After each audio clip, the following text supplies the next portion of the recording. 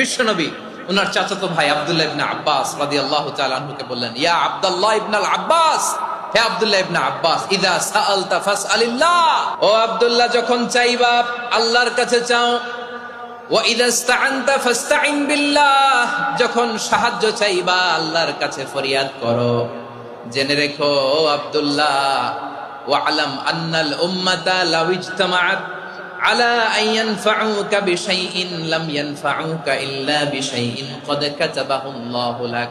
ও আব্দুল্লাহ জেনে রেখো, মনে রেখো, গোটা বিশ্বের সবাই মিলে যদি তোমার উপকার করতে চায় ততটুকুই তারা করতে পারবে যতটুকু আল্লাহ তোমার নসিবে সেটা লিখে রেখেছে। ঠিক কিনা বলেন?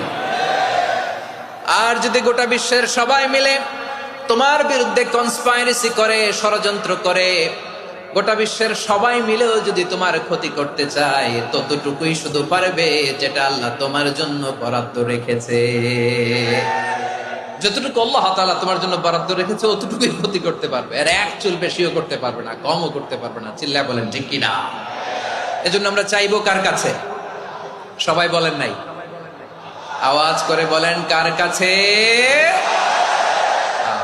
সব সময় আমরা আল্লাহর কাছে চাইবো, বিপদে আপদে, সুখে দুঃখে, সচ্ছল অবস্থায় অসচ্ছল অবস্থায়, পরাজয়ের সময় বিজয়ের সময়, সব সময় আমরা ভরসা রাখবো কার উপর?